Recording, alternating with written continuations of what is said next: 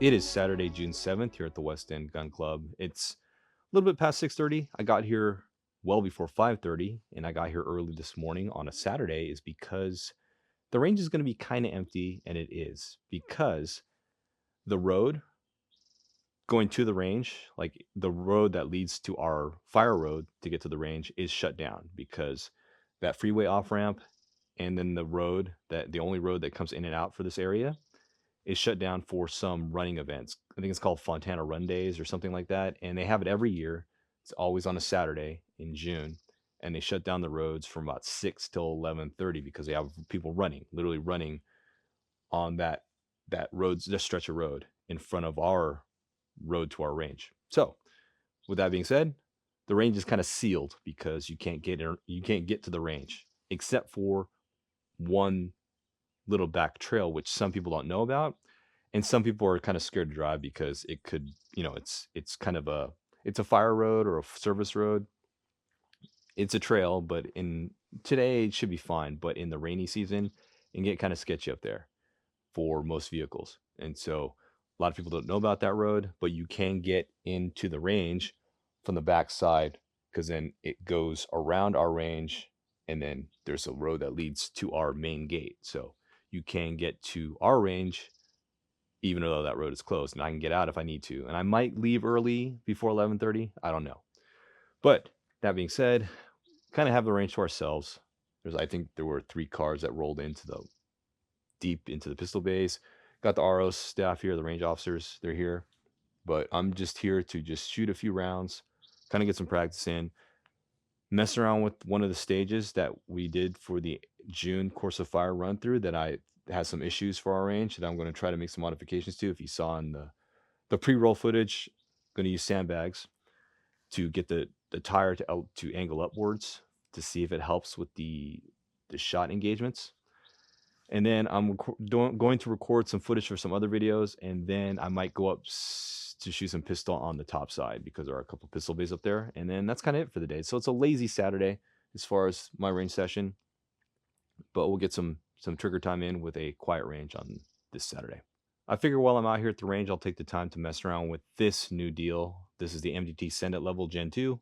This is their second gen of their electronic level, which technically isn't their level because they bought the level from LRA when they acquired LRA. I have the Gen 1. It was the actual LRA branded Send It level. I don't have it here with me today. I think it's attached to one of my other guns in my safe. So I don't have it to compare, like just on video, but got this from one of our local competitors, Wayne. He runs a side business called Precision Work, and he is an MDT dealer, and he said he was getting some in stock, and so I told him, hey, hold one for me. So he did, and I bought it. And so if you're looking for a Senate level, I'll put a link to his online store if you need a new electronic level. This debuted at SHOT Show. It's basically a smaller version of their original or of the original Senate level. I keep calling it their level. It's kind of a, I don't know, misnomer to say it's their level. I mean, they put their name on it, but they didn't make it and they acquired it from somebody. But in any case, let's go ahead and do a quick install of the level to the rifle and we'll zero it out. And I'm not entirely sure. I might be able to fit it behind here because I do have a little bit of pick rail section open behind my scope mount, or I can just put it on top of the bridge here. But if I put on the bridge here, then I'll definitely need to make sure that I set my gun level and then zero out the level while it's reticles level. But let's go and do that. Get some tools out and try it out. Just a little unboxing here. You have instruction manual. Comes in a tin. Is that it? Yeah. Oh, there's an Allen wrench here, and then the actual level, I guess. What's in the tin then? I don't need the Allen wrench. What is in the tin? Let's see what we got here. Oh, this might be this is going to be the lights for the ocular, because you're going to put these, because the Gen 2 has this deal here that you wrap this around the ocular and then you have lights that feed it. So you have LED lights on the ocular bell, which I won't run because I do have my trigger cam. Oh, so this little LED. I don't know. These are just reflectors for the lights. Yeah, I'm guessing it's fiber optic. It's probably gonna be fiber optic. But I don't think I'll mess with this. Let me see. Let me get this thing installed first, and then take a look at how I might even adapt this to my trigger cam. I'm gonna go ahead and just mount this to my diving board. That's kind of the nickname they gave these things, but basically this Picatinny rail type bridge that's on top of my scope mount here on the front ring of this WEGC scope mount. If you're not familiar with WEGC, I believe it's an Italian company, or they're based in Italy at least, and they make some really good scope mounts. They're just not really well known in the United States. There's too many competitors now, at least in the United States, that some of these European companies really, I mean, it's hard to get into the US sector now as far as our consumer market. I'll just torque this down to only 10. Keep that pretty light there. It's only a T10 screw, but I think it's hard for any sort of company to get, any European company to get their foot in the United States as far as the shooting market. Because I mean, we have, especially when it's scope mounts, because you got so many US based scope mounts that, I mean, it's not really worth the time anymore. Because Spur definitely was the hotness back in the day, and they're still pretty cool now. But I think with competition now, and people have caught up, and the prices, prices are better for scope mounts that are just as good, if not better than Spur. Yeah, it's going to be hard for Italian companies, or sorry, European companies to kind of compete now in the US market. But anyway, the WEGC is pretty good. I got this for free with my Zico when I bought it from MK Machining. But anyway, here's the level. And just to show you, let me grab the. So this is essentially going to be just this is not an actual, it has no wiring in here. This is just to hold those reflectors for the lights that lead from this deal to here, to the back of the scope. So you can have the lights in the back of the scope so you can see it better. But I didn't really understand what Wayne was telling me before. Wayne, who's I bought this off of, he was telling me that I think I understand now, he's going to make a different holder for the reflectors from the fiber optic, because this steel will not fit around my trigger cam. And I think it'd be nice just to get it all the way onto like this part of the scope body maybe, but you really, I guess I could thread this all the way on there, but I'm not going to mess with this today. We'll just run it straight the level off of here, and then maybe I'll play around with it at home with trying to mount the fiber optic emitters to the back of the scope and see how it actually leverage this. This is the 5th stage called Rolling Thunder from the June 2025 NRL22 Course of Fire. In my run through, in a previous range vlog, you saw that I discovered that there is a serious issue with our range because we're shooting at an upward angle, that we cannot get an angle to the target from this tire stack. If we're on level ground, it's easy because all you got to do is it's easy to bring your bottom of your stock up. But unfortunately, when you're shooting off the front of the tire, you can't, with no bipods allowed on this stage, you really need to get height on the front of the gun in order to angle it up. And you have to increase the height here because you can only decrease the height on the back end so much. You could theoretically just try to dip your gun inside this hole here, but that ain't gonna happen. So you see that I tried to put sandbags in front. I can keep trying to put more fill in there to angle it up, but unfortunately we're gonna have to recommend, or at least I'm gonna have to provide at least some larger bags for people to use, or we might make an exception here and have a default front bag here that will remain on the front part of the tire that everyone else can stack on top of. So that's what I'm thinking we might do in combination with the sandbags, because this upward angle, this is a problem. So I'm gonna go ahead and just try this out. I didn't even bring extra bags today. I didn't bring my big bag, but I will go ahead and just see if I can. I know I can stack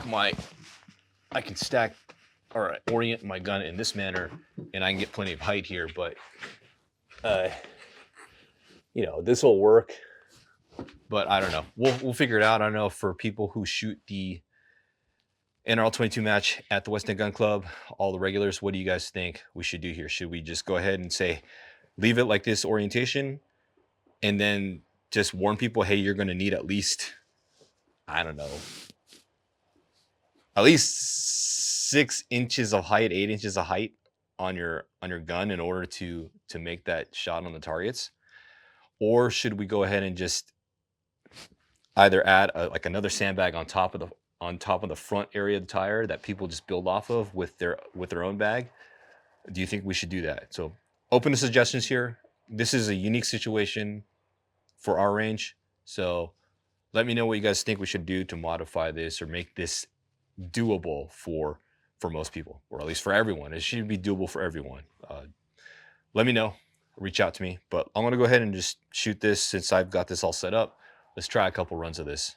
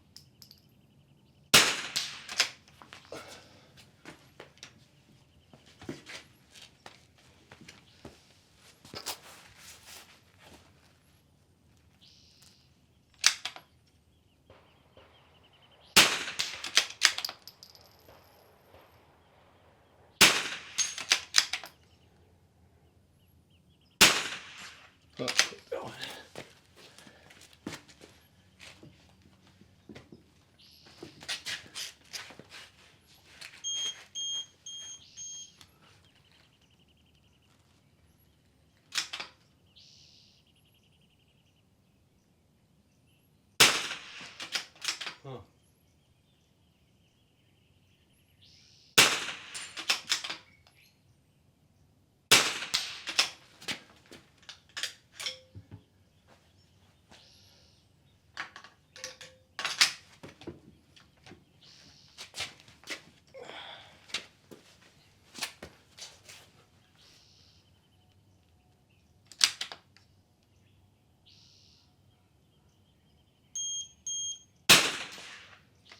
Wow, what is up with my dope there?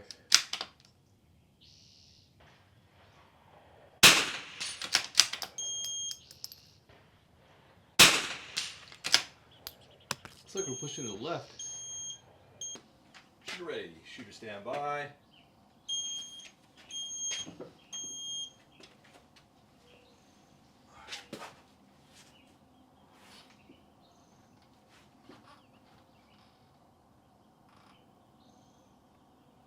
Far near, far near.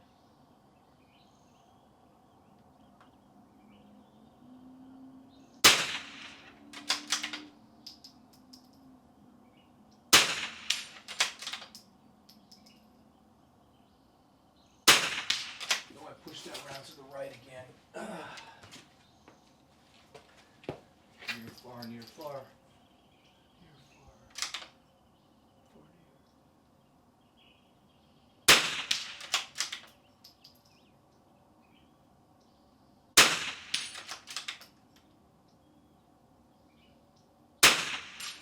Huh. No, I'm hitting lower, I'm clipping it.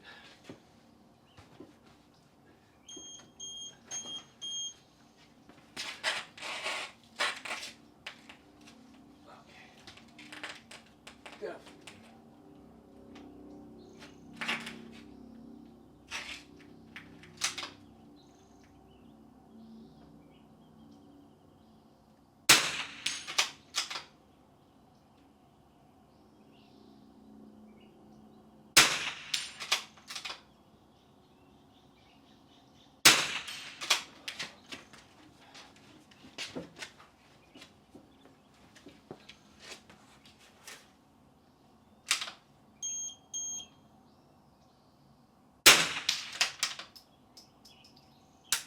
Got to load a mag.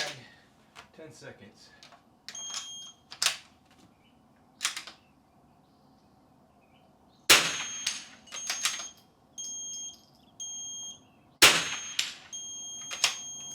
Barely. It is 9 o'clock. I've decided to pack it in, and I'm going to leave early before they open up the road by taking out that back road, the back entrance to the range. So that'll give me an excuse to do a little trail run, even though it's going to be easy. As far as that stage 5 for the West End Gun Club, I'm still indifferent about what we're going to do. Definitely going to have to put the sandbags in between the top tire and that middle tire just to get some angle to targets.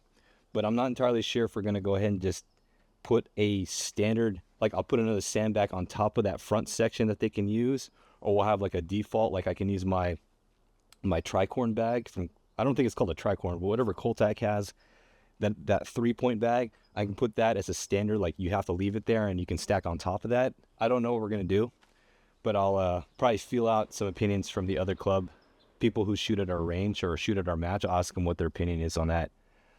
As far as the Senate level Gen 2, initial impressions, it's okay, right? It's small, slimline, compact. However, I'm not the one to use levels too much, especially in a 100-yard range, but I kind of would like to have that the lights from the fiber optic to the rear, because I'm having to just barely look over the top of my scope to see this level. So that's one thing I kind of want to squeeze out of there as far as being able to see it. And I don't know if I want to mount it somewhere else. Maybe I'll mount it right here because I can sort of see under it, but I'm still squishing my head down. So right now I have my sight picture and I can kind of see it with my left eye on this. So I don't know, we'll see. My only complaint right now, other than the lighting, is that the button to actuate in the menu system and turn it on and off, it's kind of funky. It's like this rubber deal, and you don't know if you're really pressing it or not, so there's like no tactile feel to it. So I don't really like the feedback on that, like as far as the button presses to your hand. And I was trying to go through the menu system to make some adjustments, and it's kind of hokey. Like I'm sitting there, I'm like, oh, did I make an adjustment? Okay, I did. Oh, I actually did make an adjustment, but I didn't want that setting. It reset back to the menu, and I got to go through the whole cycle again. So it's kind of finicky there. But, you know, when you're talking about these sort of embedded systems type menu systems, that's what you got to deal with. So anyway, I'll have more of an impression on this level in the near future when I get to play around with a little bit more and probably throw on other guns and other mounting positions. But it's an interesting level, and granted, I think it's the same price as the original Send It Gen 1, so there's no reason not to get the Gen 2. Anyway, let me pack up the rest of my gear and I'll roll out of here. That's it for today, Saturday, January 7th, here at the West End Gun Club. Thanks for watching. I'll see you in the next vlog.